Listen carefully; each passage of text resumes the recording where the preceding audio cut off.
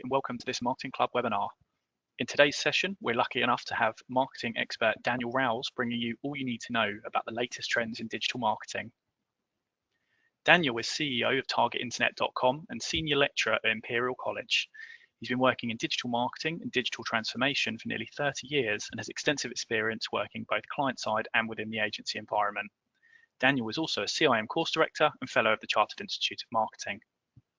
Before I hand over to Daniel, I'd just like to take a moment to explain a little bit more about the Marketing Club. Brought to you by CIM, the Marketing Club is a global community that gives full-time students and apprentices exclusive access to the people, resources and knowledge to support their studies and help them get a step ahead.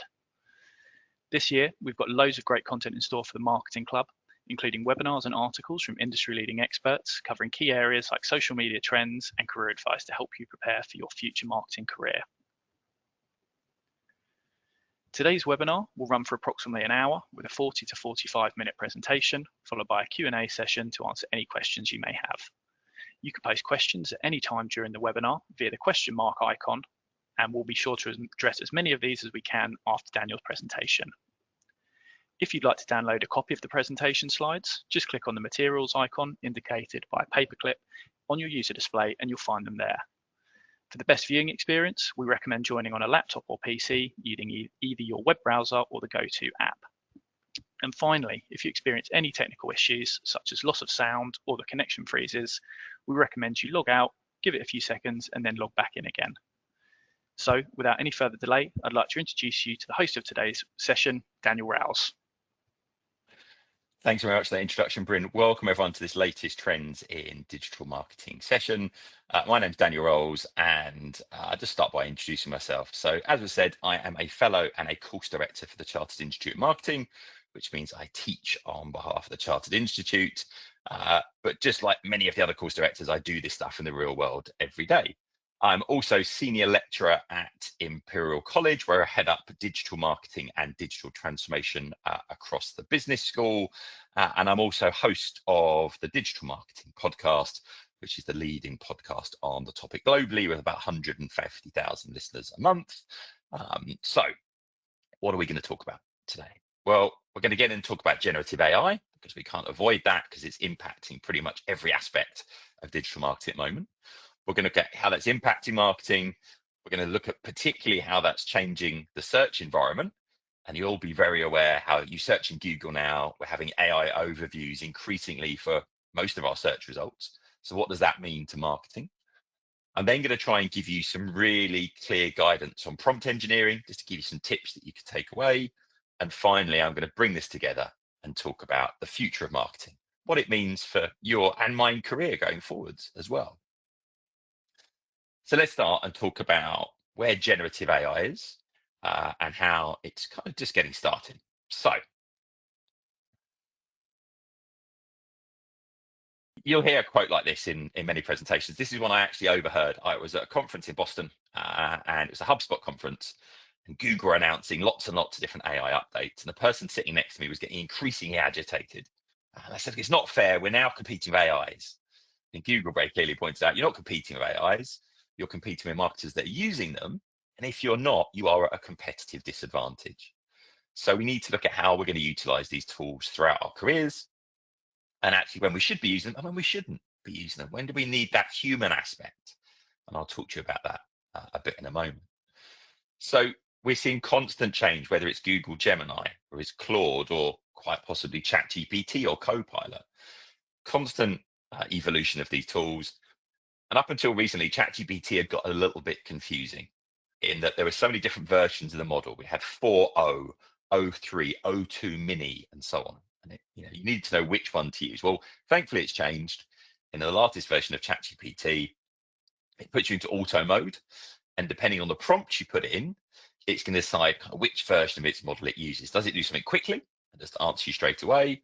Or actually, does it go through and spend a bit more time processing? I can actually switch it into pro mode on a paid for account, and it's going to spend a load more time thinking about what I'm doing. I've also got the option of putting it into deep research mode. Now, deep research mode, which I'll talk about again in a second, is the first step towards agentic AI. And that's the idea that it will go off and do something for me, autonomously and then come back and give me a set of results. So I might say, research the latest trends in digital marketing. It'll go off, it will do that, it will ask me some follow-up questions, do a load of research different places, then come back and give me a result. I've also got things like connectors in here. I can connect this up to my CRM system, like HubSpot, and I can get it to say, right, what does my sales pipeline look like? And it can go off to those systems and bring that data in. I can actually go in and say, look at my sales pipeline and trigger emails to all of my sales. But with this comes increasing risk, because I'm giving it access to data and systems, and it can trigger behaviors. If I go to agent mode, it can actually log into anything in my web browser. So no, not only can I get it to create content, I could get it to log into my LinkedIn profile and post that content as well. With that, it's huge possibility, but also huge danger. Because what's it posting to my LinkedIn? Am I checking that clearly? So lots of new functionality and lots of opportunity for us as marketers to automate things, to do them faster, but really importantly, to do them better. Because otherwise, if everyone's using these tools just to do more and more, we end up with just more and more noise.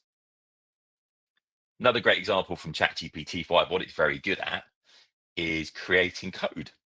So I was doing a guest lecture at UCL the other day, and I said, okay, well, create a one-page app, an interactive app, to find me the best food outlets in Canary Wharf. So UCL they've now got the top 3 stories of Canary Wharf. And I said it should have an interactive map, filterable types of food, and all those sorts of things.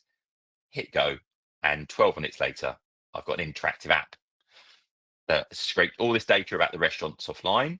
I can filter it by food type, by dietary requirements, by location, and I can drill in and then visit the website for these different locations. So this ability to create interactive content that I couldn't before is fantastic. So now it's not just about doing more of the same, doing more written content, maybe generating some images or some videos. I can now create interactive content and apps. Now, obviously, launching these live is something else, but we'll talk about that a bit more in a moment. The other thing is it's only a relatively small percentage of people that are using these tools at the moment for data analysis. So suddenly, rather than having to go to a tool like Google Analytics 4 and try and interpret what's there, and then go to another tool like my email service provider and look at the data there, maybe go to my social media platform and look at the data there, I can now download the data from all those places, upload it into a tool like ChatGPT, and say, cross-reference all of these reports and find key insights for me to help me plan and improve my current and future digital marketing activity. I can get it to visualize that content very easily as well. So suddenly the ability to bring data from multiple places and analyze that at scale a lot more easily than we could have done before. And then each of the platforms keep stepping forwards all the time as well. So previously, and I'll come back to this in a moment, if I wanted to use a tool like ChatGPT, I uploaded a picture of my own face and I said, put me on the beach wearing sunglasses. It would put a picture of someone that looked like me on the beach in sunglasses, but because of the safety feature they had, it wouldn't allow me to manipulate my own face or a picture of someone else. Because otherwise the risk was you could take a picture of someone you know and you could manipulate that. But suddenly in Google Gemini, I can do exactly that. And you can see it's able to do it very, very easily. The reason they're doing this is because this technology is being baked into Google Ads. So if you go into Google Ads now, you run an ad campaign, there's a studio feature where you can upload a picture of your product. And then I can say, place this product on this type of person in this type of location.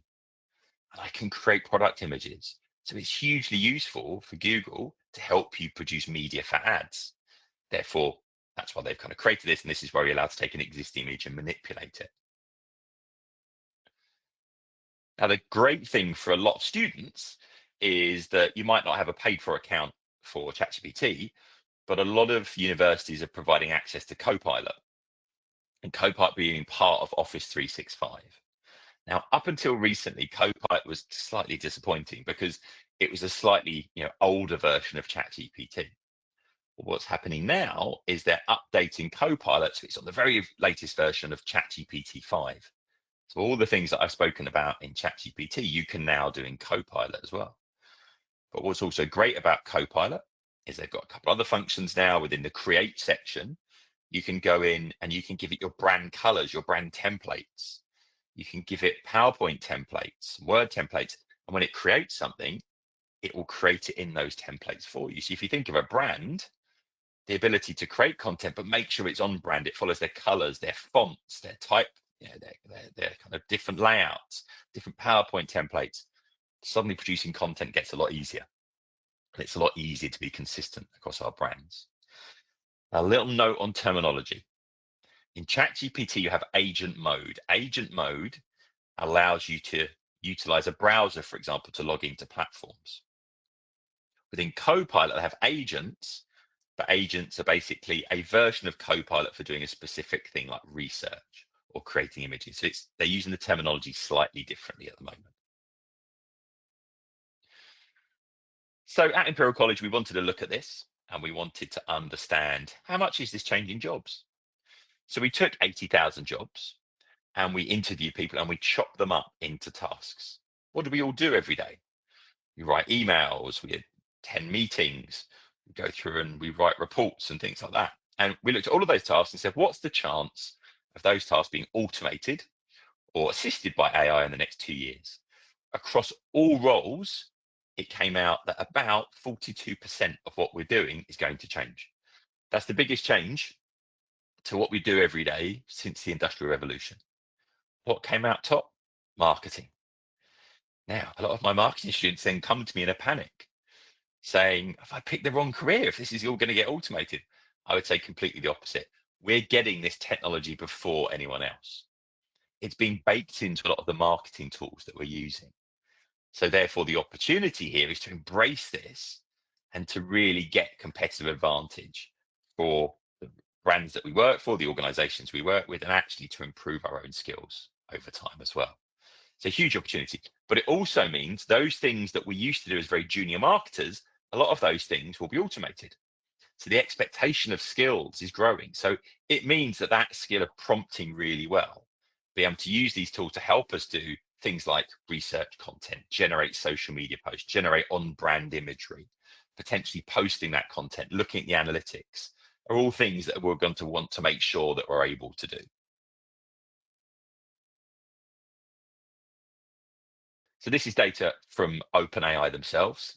It says 80% of people that are using ChatGPT are actually using it for generating content, which means you could say, well, you must be doing it then, or maybe we should be creating content that's got a human in the loop a lot more. Maybe that human differentiated content becomes even more important because there's so much AI generated stuff. Only 38% of people using it for planning, and only in fact 16% using it for data analysis. So definitely an opportunity in both those spaces.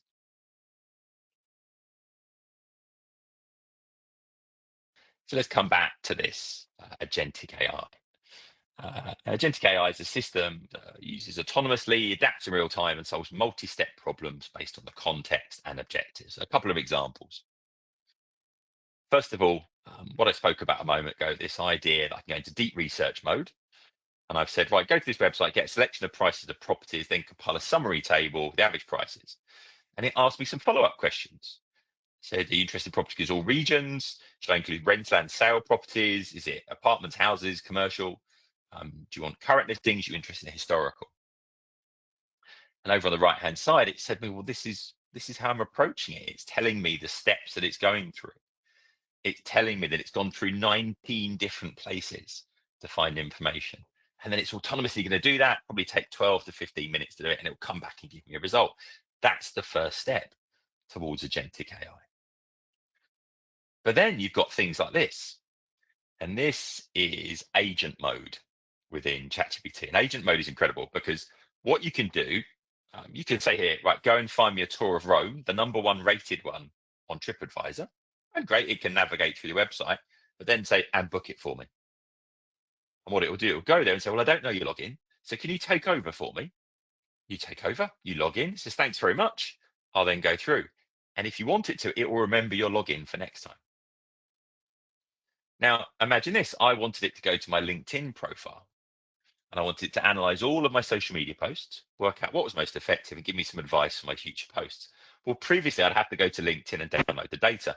And the only real way of doing that is to navigate to every single post, download data for that post, for me to compile it together. It's a bit of a pain.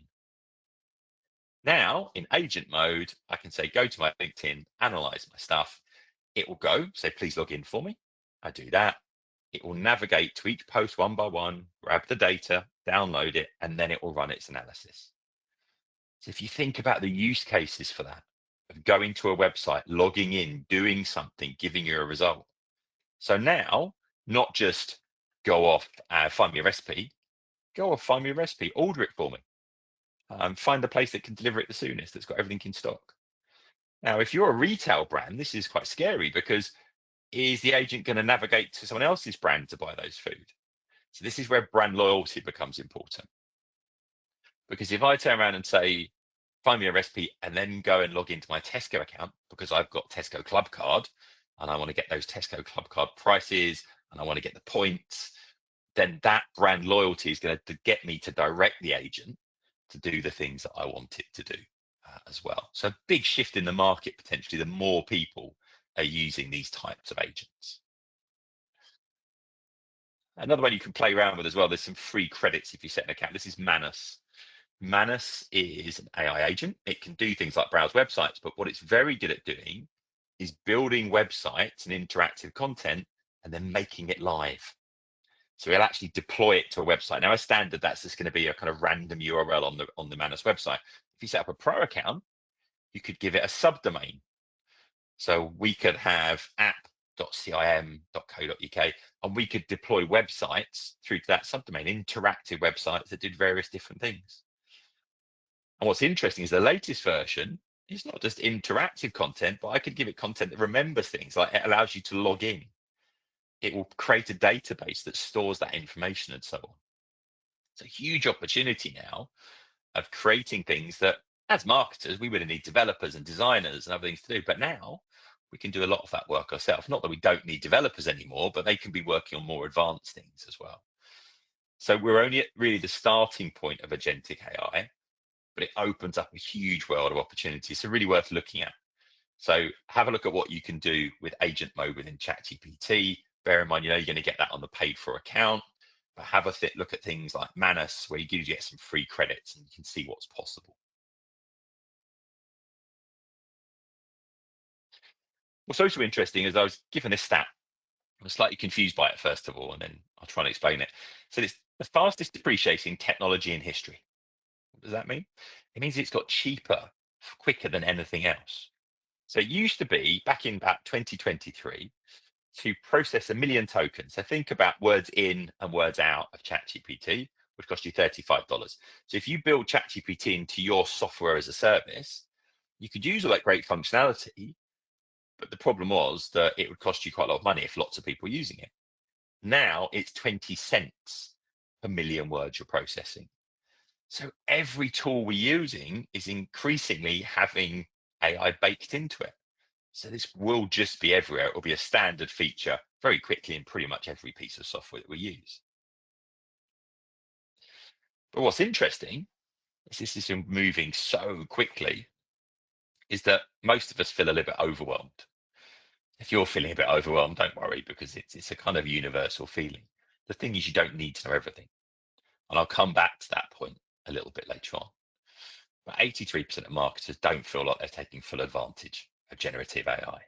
So actually, if we can educate ourselves in such a way, if we can embrace that ongoing learning, there's a massive opportunity for really taking advantage of this. If I could walk into an organization saying, I know how to use generative AI effectively, I'm an excellent prompt engineer, I'm up to date with the latest features, and I know how to do these different things. I've created some prompts that do a really good job. I'm in a really strong position. And increasingly, what that means is organizations are looking for different skill sets from people. It used to be, I know that I would like you to do this, this, and this. But now, if the world we're operating is changing so quickly, yeah, I'd like you to do this, this, and this. But also, I need you to be able to adopt and adapt. And what we've got on the screen here is a representation of a T-shaped person. What does that mean? Well, the long line of the T is basically, yes, you have your deep skills in this particular area or topic interested to you. but actually you need a broad set of problem-solving skills as well. Because what I need to be able to do is look at a new scenario, look at a new set of tools, and to be able to say, how would I adapt? How would I problem solve? Because I might ask you to do something you've never done before, that no one's ever done before, because there's a brand new AI tool. I need to be able to work out what's the approach I should take? What are the risks that might be involved with that? I don't need you to be a developer, but I might need you to brief a developer. I don't need you to be a designer, but I might need you to brief a designer. So those people with a good solid level of knowledge in their area of expertise, but broad sets of problem solving skills are the people that are really in demand. And if you look at somebody like Google, they now say what they're really looking for is aptitude and attitude. So it's the aptitude, the ability, but also the attitude of wanting to learn on an ongoing basis as well, and seeing learning as part of our careers forever. Now, there are some ethical challenges that go with all of these tools as well. This is a great tool. My students love this one. This is Jasper. Jasper is a writing tool that is kind of connected. It's a paid for tool. It's not a cheap one, but it's connected to ChatGPT. But why do they like it? Well, top right-hand side, you have a rewrite button. That rewrite button, you give it any content, it will rewrite it. It will make it undetectable where it came from, and it will make it undetectable to an AI detector. I.e., I can't tell where the source material came from, and if I put it in an AI detector, it won't be able to tell it's AI. This opens up to all sorts of challenges. You can steal someone else's work, you can just recreate it. It's very hard to work out that you've done that. I'm absolutely not encouraging you to do that very clearly. But the point being is that we need sets of rules and guidelines. So obviously, if you're studying, be very, very clear what your kind of university or college rules are on what you're actually doing, because different lecturers, different professors have different rules about different courses. But you go to the Kindle bookstore, there will be thousands of books that have been written by people. Someone's copied them, rewritten them, and then published it as their own. So there are some ethical boundaries that we clearly need to be really careful of, which means actually ethical practice, standing up to things, making sure I'm a CIM member, I adhere to their guidelines, becomes really important as well. This is a great little tool called Generated Faces.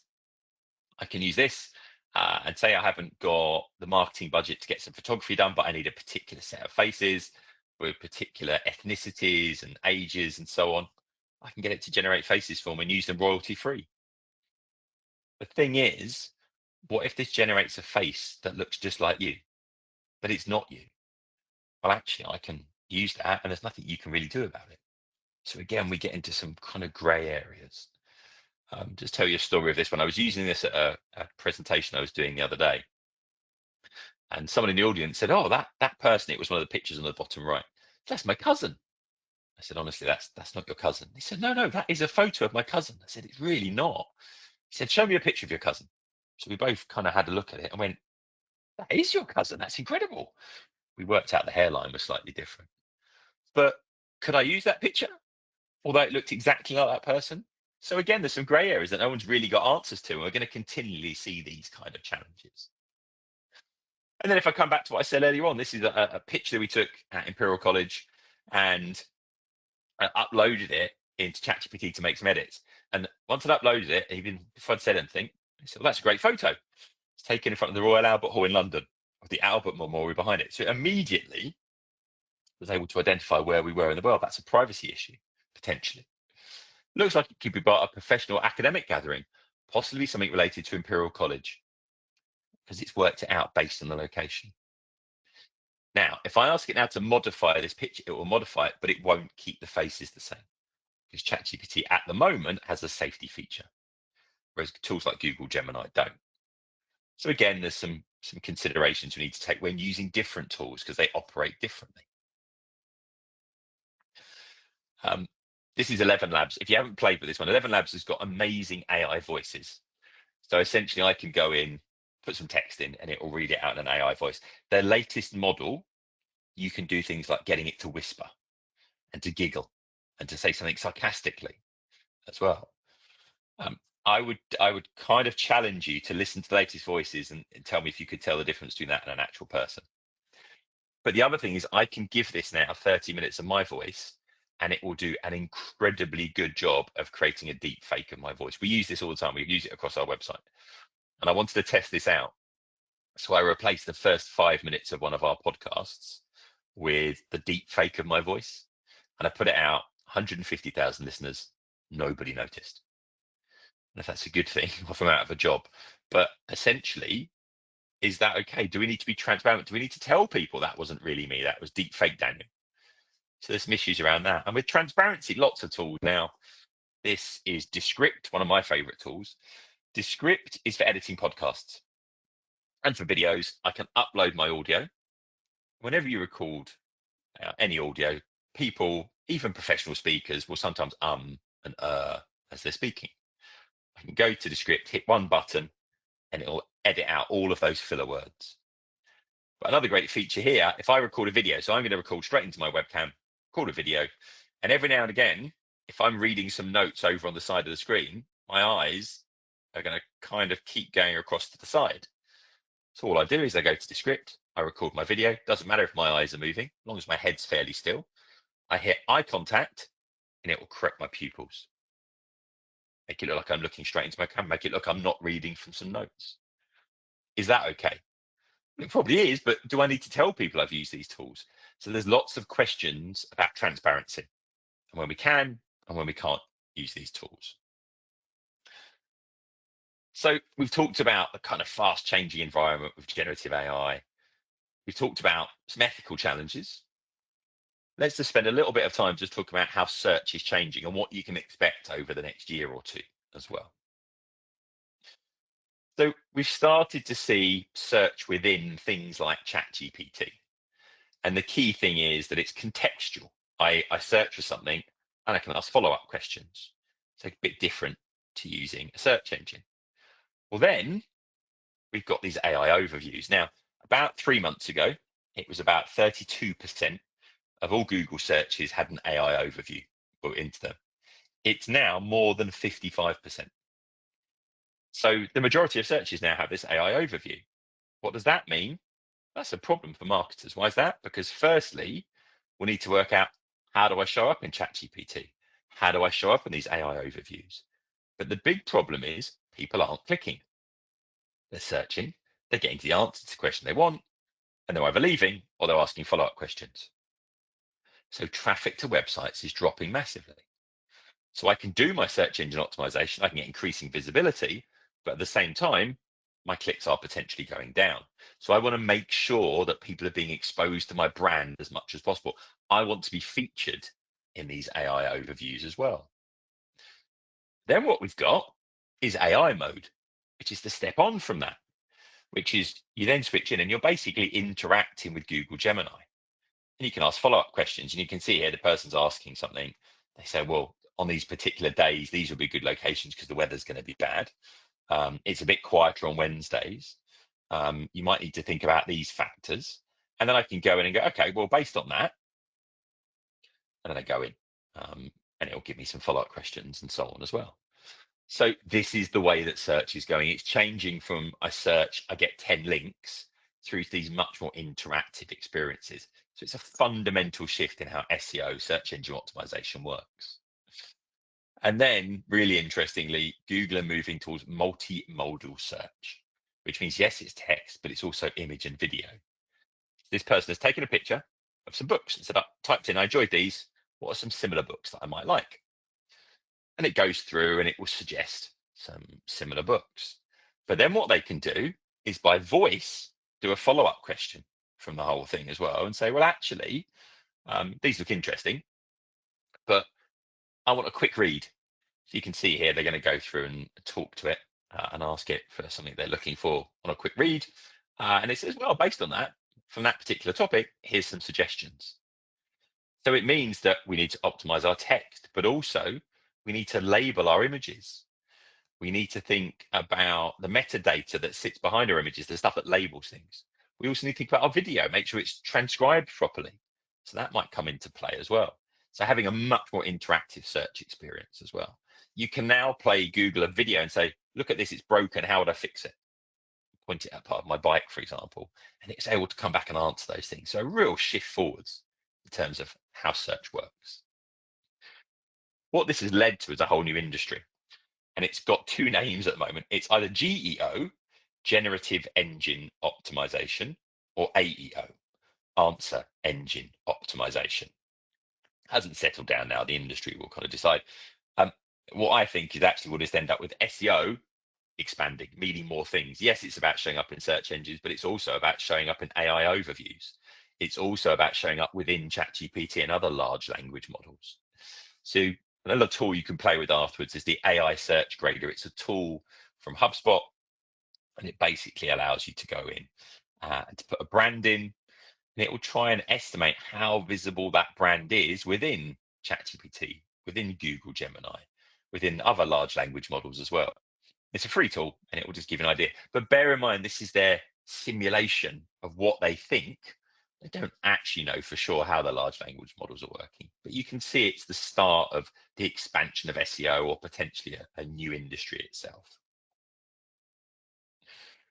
Now, what this has all led to is what we're calling a no-click world. And let's talk about this challenge, and then we'll talk a little bit about prompting. Now what happens is if I go to social media, so if I went to the UCL Instagram here, for example, or the Imperial one or anywhere else, I've got a load of content. I might be scrolling through my stream and I might get lots of content from lots of people I'm following, I'm engaging with. And the reality is I'm watching stuff, could be here, could be TikTok, could be anywhere else. And I'm not actually clicking through. I'm just dwelling on it. So we generally don't want to click through on social media posts. Now, if I'm in LinkedIn and I'm posting to LinkedIn and I post one piece of content with no link, another piece of content with a link, generally LinkedIn is going to make the one with no links more visible. Why is that? They don't want you to leave LinkedIn. Therefore, they're going to give a bit of a premium to that content that hasn't got a link in it. So users don't particularly want to leave social media. The social media platforms are encouraging you not to put links in. So we have a no-click environment in these different social platforms, meaning I can see my followers, I can see my impressions, how much my content's shown up. I might be able to see my clicks, but mostly it's going to be about engagement and visibility. So I can look at those metrics, but I don't know what you did afterwards. Equally with the AI overviews now. I'm going through to Google, I'm asking a whole series of questions, but I'm not clicking through to your website. Now, that leads us to basically a fundamental problem, which is we always used to use attribution modeling to try and understand the true value of our digital marketing. So I'll give you an example. I went through to LinkedIn, I'm browsing, I came across your content, I really liked it, and I clicked on it, visited your website.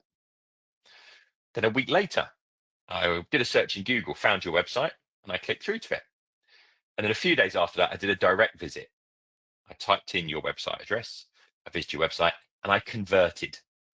What I mean by that is I bought your product with e-commerce, or I went through and carried out a lead generation. I filled in a lead form. With my attribution modeling in Google Analytics, for example, I could go in, I could go to the advertising section in Google Analytics. It's a really misnamed section. It says advertising, but it's really attribution modeling because they want you to attribute value to their advertising.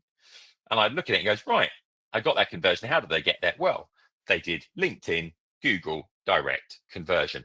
And I could attribute value to those three different steps. And I would know they all played a role in me achieving what I'm achieving. So I could really work out social media was worth doing because it was part of that journey. Let's look at that in the same way, but from our no-click environment. So this time the person goes to LinkedIn, they watch my video, they really enjoy it, think that was really informative, that's great. They leave. They then go to Google a few days later and they do a follow-up question and they search and they get exposed to some of my content that I'm part of that AI overview. They don't click through to my website. But then they've been exposed to my brand a couple of times and they go through and they directly type in my website address. Now, when I look at my web analytics, what do they see? They see one direct visit and that's it.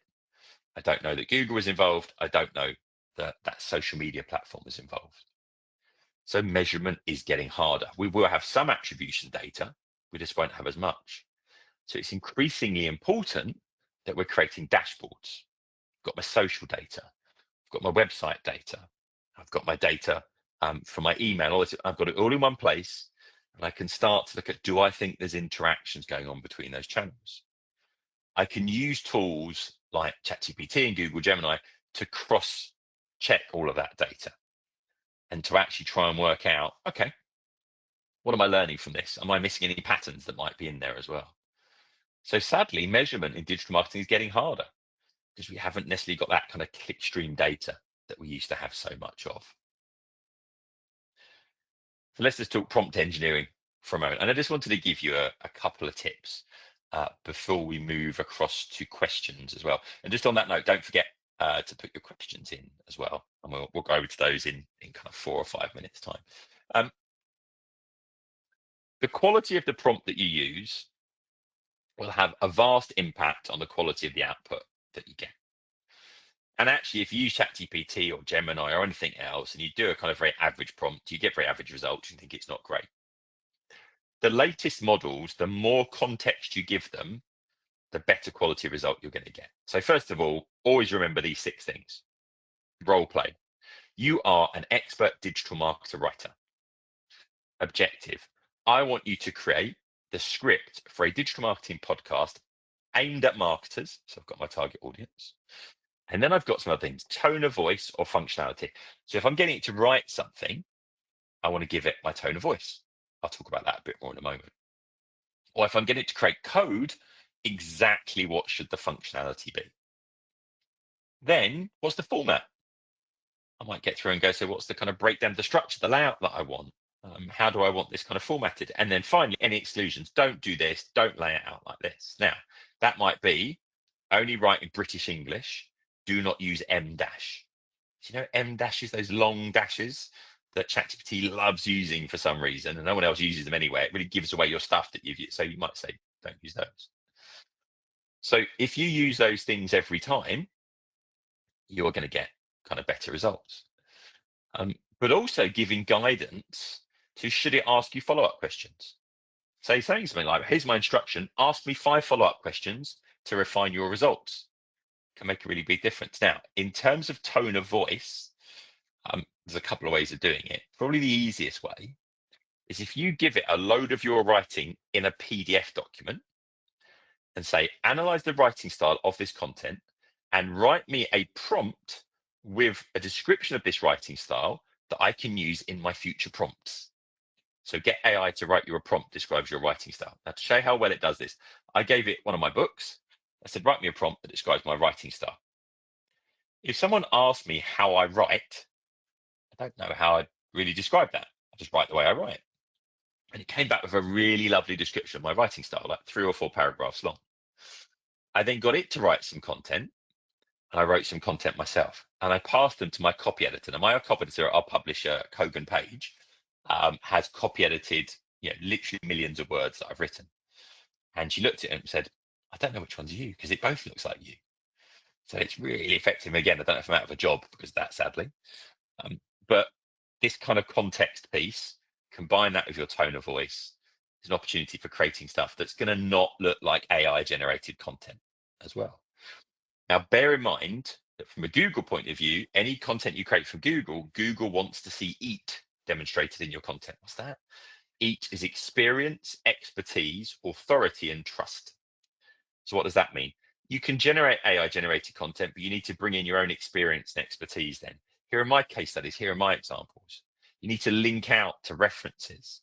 You need to include your own images and things like that as well. So you need to make it yours. So it's okay to use these tools, but then you need to add that human element into the content as well. Now, this is a really, really important tip. Use fast models to build prompts for slower models. What do I mean by that? In most of the basic versions of the large language models, you have got a quick response mechanism.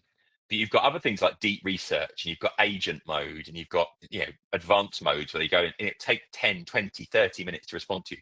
What you don't want to do is give it a prompt that's not great, takes 30 minutes, gives you an answer, and it's not really the answer you wanted because you didn't give it a good prompt. And then you go, well, it's not good, and I'll do it again. And you kind of go through that loop a few times, and you've just wasted half a day. So a really quick thing to do is use an instant model like you saw in ChatGPT, And I've said to him, I'm going to use agent mode to help me automate my CRM sales, my customer relationship management sales activity. But I don't want to use trial and error with agent mode as it will be slow. Please draft me a very detailed step-by-step prompt that I can give to agent mode that will get it to log into my HubSpot, collect my current sales opportunities, and report what my next step should be. This prompt should minimize the trial and error and back and forth that agent mode will need. What I'm doing is telling it, I want you to write me a prompt, but I want that prompt to be really, really detailed because I don't want to go backwards and forwards in one of these slower models. I've told it really clearly what I want. It will give you a prompt that is so much more detailed than anything that you would have ever written that actually I can then take that, check it's okay. I can go through and edit that. And actually, I'm going to get way, way better results than I would have got before. So I've been using this loads lately, and it's really changed the quality of the outputs that I'm getting. So well worth playing around with as well. And even if you're not even use the slower models because you haven't got the paid for versions, get the AI to help you write more detailed prompts. So here's a basic version of my prompt. Help me write a more detailed version. And the outputs you'll start to get will just be off the charts compared to other people's as well. So well worth looking at. So what does all of this mean for all of our careers as we kind of go forwards? So I was asked to go off to the House of Commons and to go through and give a kind of statement, run a debate with the Chartered Institute of Marketing about how we kind of regulate AI and how it's going to change. And I just wanted to read you the statement and then tell you the conclusions we came to. So the opening statement said, in the last 7 days, Goldman Sachs predicted that 2/3 of jobs would be partially automated by AI. British Telecom announced over 50,000 job cuts, of which more than 10,000 would be replaced by AI. Just to reassure you, that was kind of customer service kind of stuff. Even OpenAI, the creators of ChatGPT, have told US Congress that AI needs regulation. It could be highly dangerous without it. In the last 24 hours, US stock market slipped because of an AI-generated fake image. Does this mean that AI is the greatest threat to our industries? I'll show you that it's not. It's the application that poses risk. The way it's applied, managed, and regulated requires us to invest in professional development. We must change and improve our skill sets and learning culture. So my point is, what this is really about is learning, ongoing learning. Because you can't manage something and you can't regulate it and you can't use it effectively unless you understand it. And we only go back 10, 15, 20 years and start looking at social media and say, well, we didn't understand that at the beginning, so we didn't regulate it. And actually, we saw loads of problems with it. And it's only now we're really starting to regulate it. So the point is that everyone is struggling to stay up to date, and that's fine. But what you really want is to build that culture of learning. And if you build that culture of learning, there's a huge opportunity in your career to get competitive advantage and for the organizations you work for to have competitive advantage as well. So we do something, the company that I run in partnership with the Chartered Institute of Marketing, and we do this skills benchmark every year. So the digital marketing skills benchmark, if you just Google digital marketing skills benchmark, you'll find it. You can benchmark your own skills for free if you want to. It's all anonymous, so you can go through and do that. And what we've seen this year is the first time skills have gone backwards. So light green was last year, darker green is this year. Why is that? Well, the questions don't say the same. The questions need to be updated in line with what's happening. There's not a separate topic here of artificial intelligence because it's baked into everything else. But essentially what's happening is if you're not learning, you're going backwards. But that's okay because it can feel overwhelming. But actually, you don't need to be at 100% on this. If you look at that blob in the middle, I just need my knowledge to be slightly bigger than that. I need my team to be slightly better than that because if they are, that's what gives me competitive advantage. So if you're constantly learning, if you're identifying your skills gap, which is why doing the skills benchmark is a good thing to do, then you can work out, well, I don't know that, and I can learn about it. We don't know what we don't know. So actually, judging your confidence against what you actually know is a brilliant thing to do, and it allows you to do that all completely for free. So just Google digital marketing skills benchmark, and you'll find that.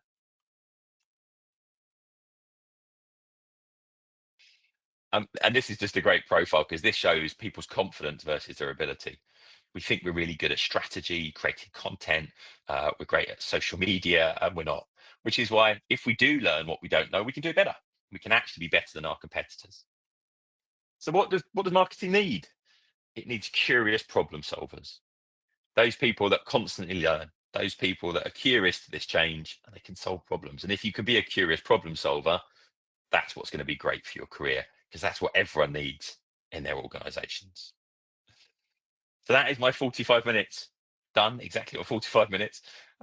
If you want to kind of connect up afterwards with me before we move to questions, the podcast is an ad-free podcast. We put out one every week or two.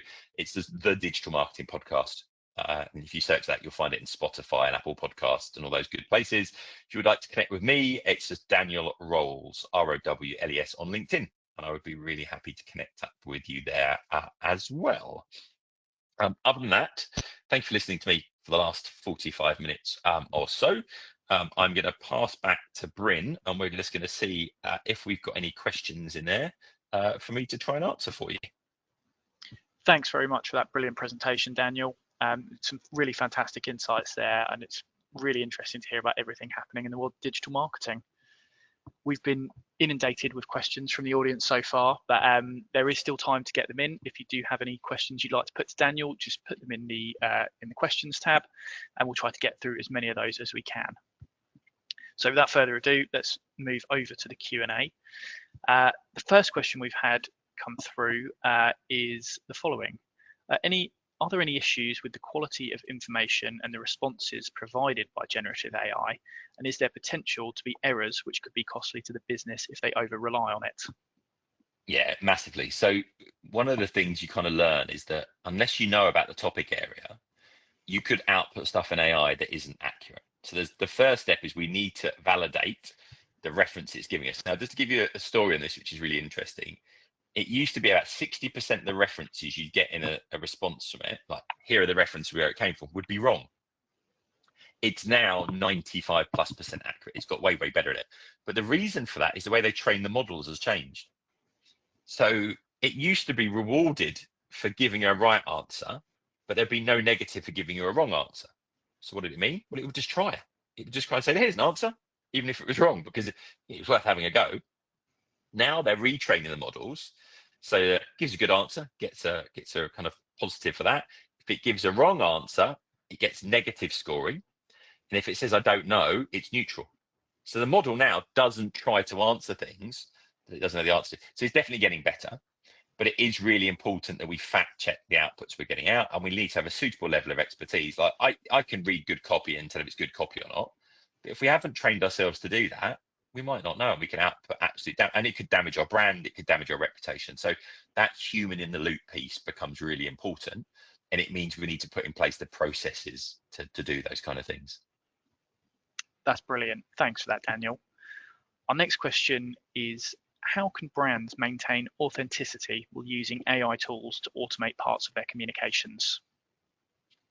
There's a risk here that what we do is just use deepfake everything. So I use deepfake in my voice. I've just got a generic tone, all that kind of stuff. And there's a brilliant quote. So Professor Celia Moore is our professor of ethics at Imperial College, amazing lady. And very, very interesting. But one of the things she says, the more everything's deepfake, the more everything's AI, the more we should lean into our humanity. And what she means is that if everyone does everything AI, everything's just generic and there's no authenticity to our brands. So actually what we need to look at is, where is the human element? Because that's actually the important bit. That becomes our superpower. Empathy becomes our superpower. So working out where we will use these tools, but also being really clear on where we won't use them. And if I give you a lovely example, there was an agency I was working with. They said, we've got this new process. So if we get a brief from a client, we will put that brief into AI, and AI will come up with a load of suggested ideas. And then I tell the team, don't do anything like those ideas, because they're going to be, more generic. Now, I did ask him, how's it working out? And he says, terrible, because it keeps coming up really good ideas. But the point being is that we need to work out where the human is in the loop, and therefore we can make sure that we are being authentic as we do those things as well. So it's a great question. That's really interesting perspective. Thanks, Daniel. How do we build consumer trust in AI-driven personalization without crossing privacy boundaries? I think the thing with privacy is that it's a moving feast, i.e. what people find acceptable now, they wouldn't have found acceptable 5 years ago, and that will continue to change. I think it's maybe going the other way now because people are more concerned about privacy. So if I am a brand, I log in. So maybe I log into my grocery website. and you know what I purchased, and you give me customized results, I'm really happy with that because it's in my kind of logged in private thing. If, however, I go into a website and I see ads and you're targeting stuff, I think, how do you know that? That steps the boundary.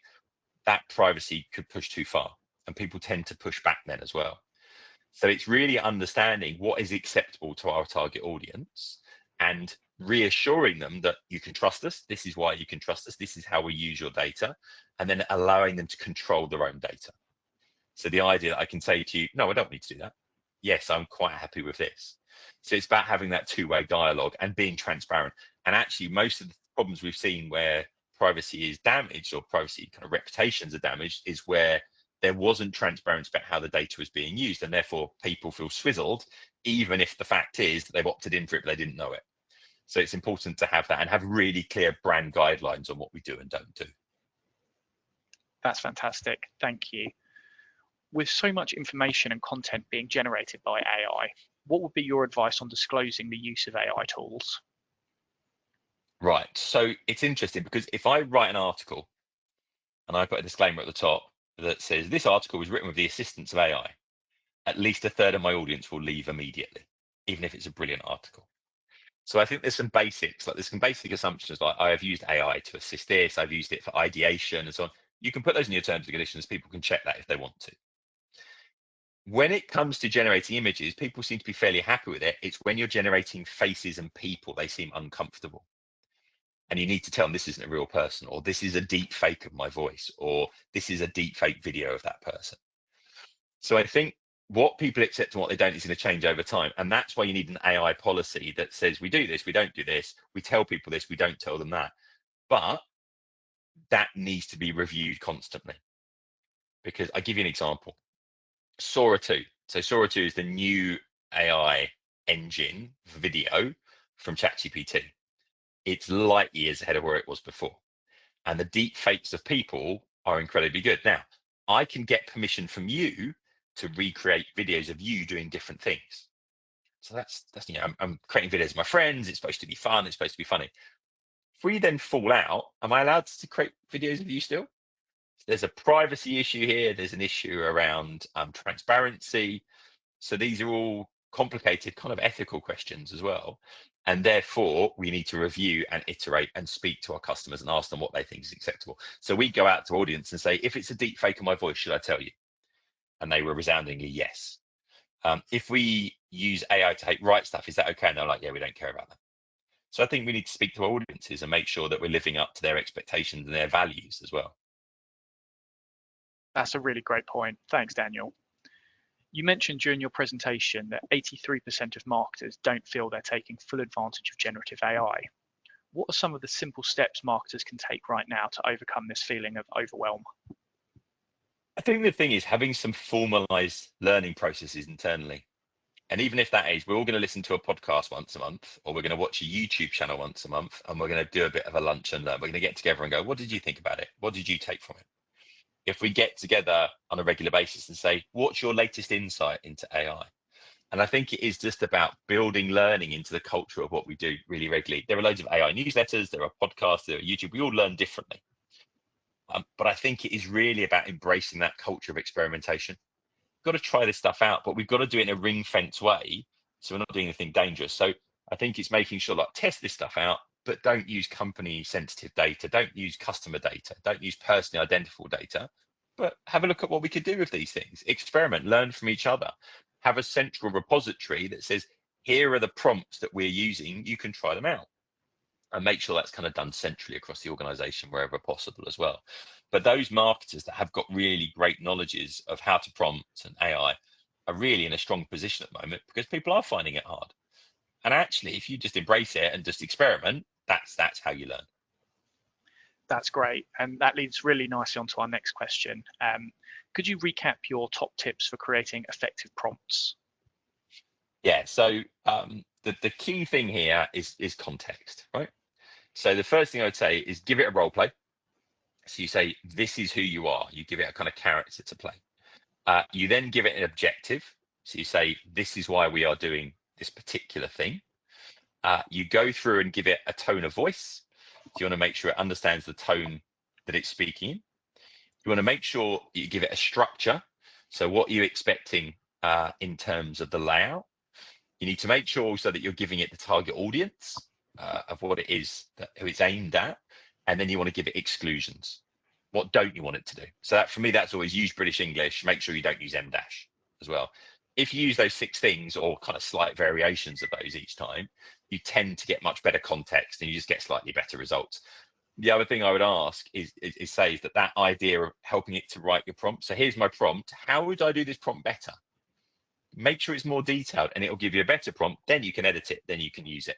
And if you do that, you just tend to get much, much better results. But for some reason, very, very few people get AI to help them write AI prompts, but it does do a really good job.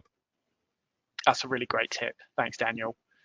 What skills would you recommend for junior marketers to focus on in an environment where AI is automating a lot of junior marketers' roles? Okay, so I think there's 2 things. One is to understand the fundamentals of marketing. So I need to know personas. I need to know user journeys.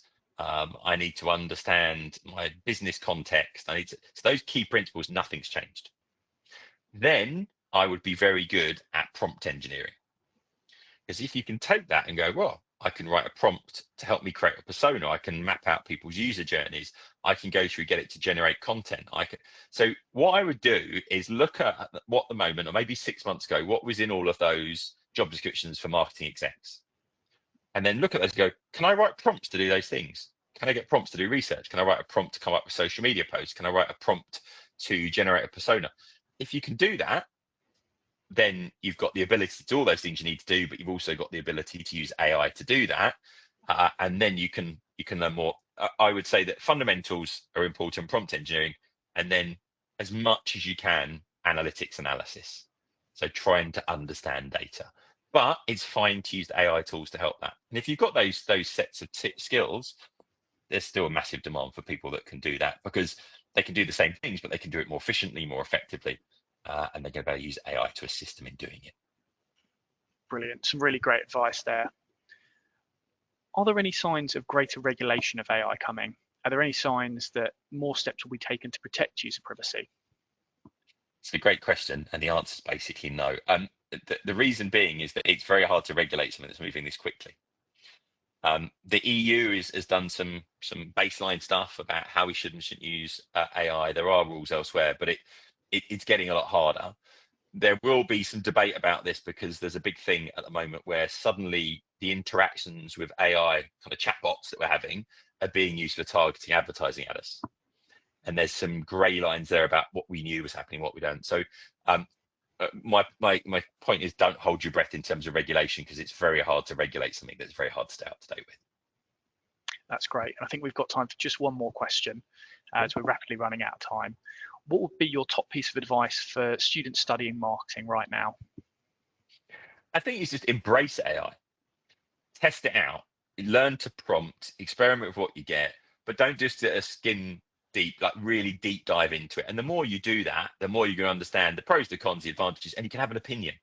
Because bear in mind, senior marketers, everyone else will be really struggling with this as well. So just embrace it, experiment with it, and to see it as an opportunity.